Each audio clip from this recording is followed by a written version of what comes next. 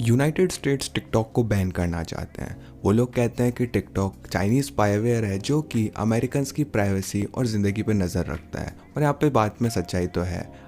TikTok जो है इस चीज़ को छुपाता भी नहीं है, क्योंकि अगर आप उनके प्राइवेसी पॉलिसी पेज पे जाओगे ना तो क्लियरली दिखा देते हैं क्या वो चीज़ें कलेक्ट करते हैं। ऑफ कोर्स वो क्लासिक चीज़ें तो कलेक्ट करते हैं, जैसे कि कौन सा फ़ोन आप यूज़ कर रहे हो, आपका आईपी एड्रेस और आपकी लोकेशन। मगर वो कुछ सस्पिशियस चीज़ें भी कलेक्ट करती है, जैसे आपके बायोमेट्रिक्स, जिसमें आता है आपका फेस प्रिंट और वॉइस प्रिंट। और ये तो चीज़ें हैं जो कि आपको बताते हैं। अब किसे पता कौन सा दूसरा डेटा टिकटॉक कलेक्ट कर रहा है और एग्जैक्टली उस डेटा के साथ वो क्या कर रहे हैं। अगर सच बात करूँ तो टिकटॉक का डेटा कलेक्शन बिल्कुल भी अलग नहीं है फेसबुक या गूगल या इवन एप्पल के भी। मगर क्योंकि वो एक चाइनीज़ कंपनी है, बाकी देश बहुत ज़्यादा सावधान है उनसे। इनफैक्ट कई सारे नोटेबल देशों ने पहले ही बैन कर दिया ऐप को, जैसे अपने इंडिया ने 3 साल पहले ही बैन कर दिया था। यूएस भी एक्शन लेने की शुरुआत कर चुका है। इस साल की शुरुआत में कई सारे कॉलेज कैंपसेस ने टिकटॉक का यूज़ बैन कर दिया स्कूल वाईफाई में। टिकटॉक जो है वो गवर्नमेंट डिवाइसेस में भी बैंड है और उसके सीईओ को ग्रिल किया गया है कांग्रेस में। मगर सबसे डरावना पार्ट है टिकटॉक का, वो ये है कि दोनों साइड जो है ना गवर्नमेंट की, वो इस इशू को लेके बात करती है। कुछ डेमोक्रेट्स ने तो इवन आगे जाके कहा कि डोनाल्ड ट्रंप हमेशा से सही थे टिकटॉक को लेके, और यहीं पे आपको पता चलता है कि चीज़ें काफ़ी ख़राब है। मगर अगर आपको लगा हो कि टिकटॉक जो है वो आराम से बैठकर तमाशा देखता रहेगा तो आप गलत हो। 3 साल पहले टिकटॉक बैन की उम्मीद नहीं कर रहा था। इसका मतलब ये है कि जब अमेरिका ने उसे कहा जो करने को, इंक्लूडिंग ओरेकल को बेचने के लिए खुद को, उसने मान ही लिया।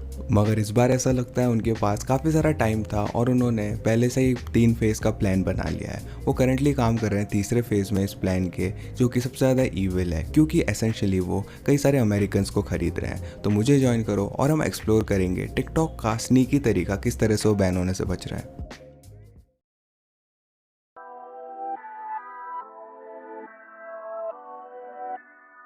किसी भी डील को जीतने के लिए लेवरेज की ज़रूरत होती है, और 3 साल पहले अमेरिका के पास सारी लेवरेज थी, क्योंकि टिकटॉक अमेरिका पे डिपेंडेंट था। वो डिपेंडेंट थे अमेरिकन क्रिएटर्स, अमेरिकन व्यूअर्स और मोस्ट इम्पॉर्टेंटली अमेरिकन कंज्यूमरिज्म और एडिक्शन के ऊपर। और ये चीज़ें अभी भी सच है, जिसकी वजह से यूएस गवर्नमेंट को काफ़ी पावर मिल जाती है।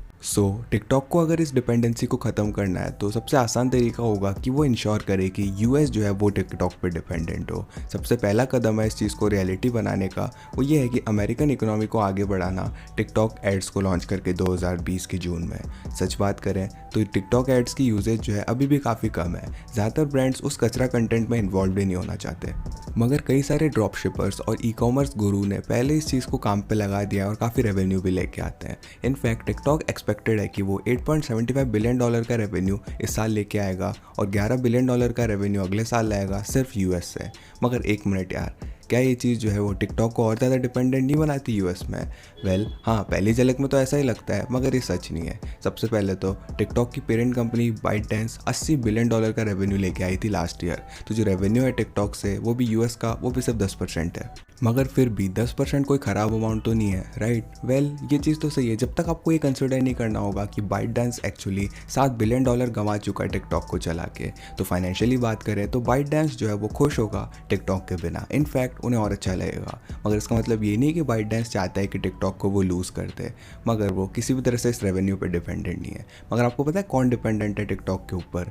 वो क्रिएटर्स और एडवर्टाइजर जिन्होंने अपना बिजनेस बनाया उस प्लेटफॉर्म पे। तो ये अमेरिका नहीं है जो कि टिकटॉक को अच्छे से चला रहा है, ये एक्चुअली ByteDance है जो कि सब्सिडाइज कर रहा है अमेरिकन क्रिएटर्स और एडवर्टाइजर्स को। इसके बारे में एक बार सोचना, हर मिनट लोग जो है वो 167 मिलियन घंटों का टिकटॉक चलाते हैं, और अज्यूम करें कि टिकटॉक का एवरेज जो है 15 सेकंड तक एक वीडियो देखी जाती है, तो हम 68 मिलियन व्यूज़ पर मिनट की बात कर रहे हैं। और टिकटॉक की खुद की माने तो 25% ये व्यूज़ जो है ना वो अमेरिकन क्रिएटर्स को जाते हैं, जो कि 167 मिलियन व्यूज़ पर मिनट होता है। ये सेम है 87 ट्रिलियन व्यूज़ पर ईयर के हिसाब से। और मुझे यार ये नंबर 2 बार चेक करना पड़ा था और 7 बार मैंने चेक किया, क्योंकि यार बहुत लंबा लग रहा था। ये 87 ट्रिलियन व्यूज़ सही है नंबर ये। अब टिकटॉक इतना पैसा नहीं देता, वो सिर्फ 2 से 4 सेंट्स देते हैं हर 1000 व्यूज़ के। तो 87 ट्रिलियन व्यूज़ जो है वो अराउंड $1.75 बिलियन के बराबर होंगे। मगर हमें पता है असली पैसा टिकटॉक का टिकटॉक एड से नहीं आता, ये स्पॉन्सरशिप्स और ब्रांड डील से आता है। क्रिएटर्स के लिए टिकटॉक का एड रेवेन्यू सिर्फ 5% उनका टोटल टिकटॉक रेवेन्यू का होता है। इसका मतलब ये है कि अमेरिकन क्रिएटर्स जो है वो एक्चुअली 30 से 40 बिलियन डॉलर कमा रहे हैं अकेले टिकटॉक से। और अगर कंपनीज क्रिएटर्स को पे कर रही है इतना, तो वो आराम से 3 से 4 गुना ज़्यादा ज़्यादा खुद कमा रही होंगी। तो हम बात कर रहे हैं $100 बिलियन की इकोनॉमी की यहाँ पे, और जिसमें ज़्यादातर मेजॉरिटी वो टिकटॉक के पास जाती ही नहीं है। अब पर्सपेक्टिव के लिए अगर टिकटॉक यूएस एक देश होता तो वो 63rd रैंक पे आता जीडीपी लिस्ट में। और ये सारी चीज़ें सिर्फ पॉसिबल हुई है क्योंकि बाइटडांस जो है वो सब्सिडाइज कर रहा है प्लेटफॉर्म को। तो किसको असली में टिकटॉक को ज़रूरत है, बाइटडांस को या फिर $100 बिलियन की इंडस्ट्री को? क्लियरली सेकंड नंबर को। मगर टिकटॉक का इन्फ्लुएंस जो है वो अमेरिकन इकोनॉमी में वो और गहरा जाता है, सिर्फ क्रिएटर्स और एडवर्टाइजर से भी आगे।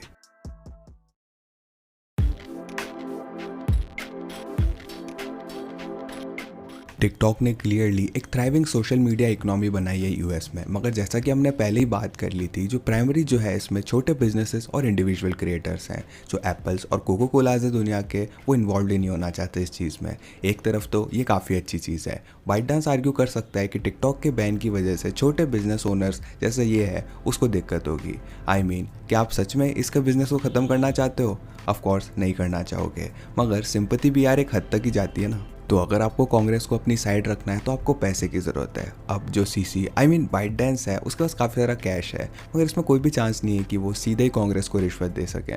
अगर कोई कांग्रेस का आदमी पकड़ा गया डॉलर्स लेते हुए बाइटडांस से, तो पक्की बात है कि अगली बार जो है वो उसे लेंगे ही नहीं लोग। तो लिटरली ये काम नहीं करने वाला। मगर क्या होगा अगर आप एक प्रॉक्सी को लेके आओ, एक बीच का बंदा जो कि इफेक्टिवली कैश को ट्रांसलेट कर सके पॉलिटिकल इन्फ्लुएंस में। अच्छा, तो फिर ये आदमी काम मिलेगा? अरे हाँ, वो पूरा जो बिग टेक इंडस्ट्री है वो यही तो काम करती है। क्या वहाँ पे एक टेक कंपनी नहीं थी जो कि टिकटॉक को ख़रीदना चाहती थी? हाँ, शायद मेरे हिसाब से उनका नाम ओरेकल था। मगर उनके साथ पार्टनर क्यों नहीं किया जा सकता? अरे एक मिनट यार, एग्जैक्टली ये चीज़ तो कर रहे हैं वो। मिड 2022 में टिकटॉक ने एग्री किया कि वो अपना सारा यूएस डेटा ओरेकल के डेटाबेस में रखेंगे और सारा ट्रैफिक जो है उनका ओरेकल के सर्वर्स में जाएगा। अब ये चीज़ समझ के मिस्टेक मत करना कि टिकटॉक एक्चुअली कंट्रोल दे रहा है ओरेकल को।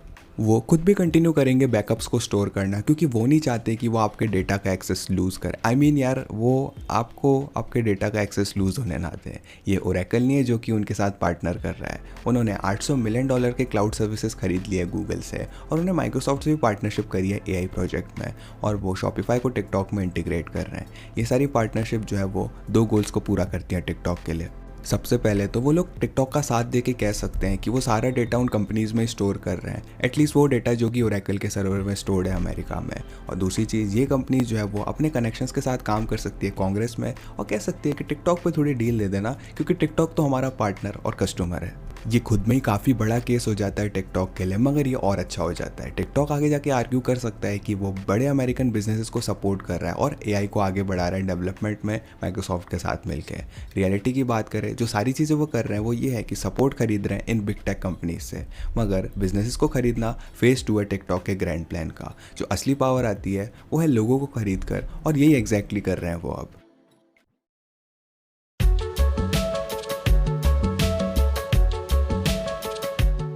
आई एम श्योर अब तक तो आपको पता होगा बिग टेक लेऑफ्स के बारे में। हर कोई, चाहे वो गूगल, फेसबुक, माइक्रोसॉफ्ट या अमेजोन हो, वो दसों हज़ारों लोगों को निकाल रहा है। मगर ये प्रेसाइसली बाइटडांस भी कर रहा है, वो भी हज़ारों लोगों को निकाल रहा है। मगर यहाँ पे एक प्रॉब्लम है, वर्चुअली सारे बाइटडांस के ले ऑफ जो है वो कॉन्सेंट्रेटेड है चाइना में। इन द मीन टाइम वो ना कि सिर्फ अमेरिका में लोगों को रख रहे हैं, मगर एग्रेसिवली बढ़ा भी रहे हैं। इनफैक्ट करेंटली उनकी 3400 पोजीशंस खुली है, जो कि ज़्यादातर यूएस में है। अब आप सोच सकते हो किस तरह का आदमी होगा जो इतना बड़ा रिस्क लेके इतनी अजीब सी कंपनी को ज्वाइन करेगा।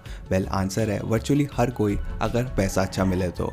और मान लेते हैं टिकटॉक जो है वो पैसा भर भर के दे रहा है। अब इस डेटा इंजीनियर पोजीशन का एग्जांपल ले लेते हैं। इस पोजीशन में कोई भी खास चीज़ नहीं है, ये ना कि कोई डायरेक्टर या वीपी या इवन मैनेजर की पोजीशंस है। क्वालिफिकेशंस भी इतनी ज़्यादा नहीं है, वो सिर्फली 1 साल का एक्सपीरियंस देख रहे हैं इन बेसिक एरियाज़ में।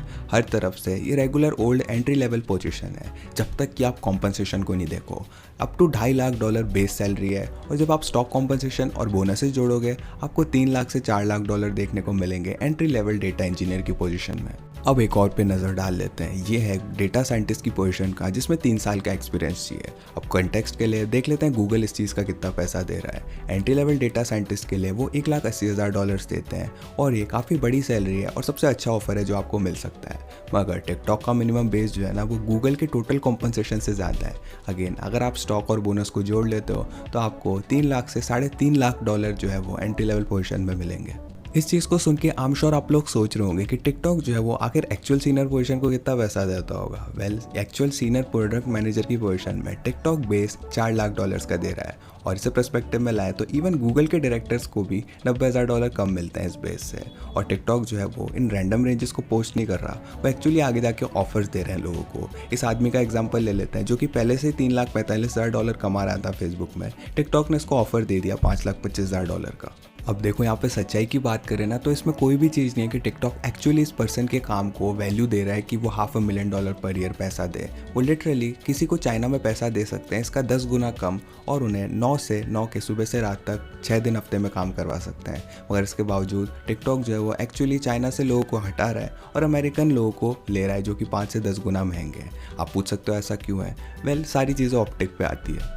उस इंसान की वर्थ बिल्कुल भी $500,000 पर ईयर नहीं है टिकटॉक के लिए in terms of work input, मगर उस गाय की वर्थ $500,000 पर ईयर है टिकटॉक की in terms of optics. TikTok के पास पहले से 7,000 से ज़्यादा एम्प्लॉयज़ है यूएस में, और करंट रेट में ये नंबर टेंस ऑफ थाउजेंड्स में चला जाएगा कुछ ही समय में।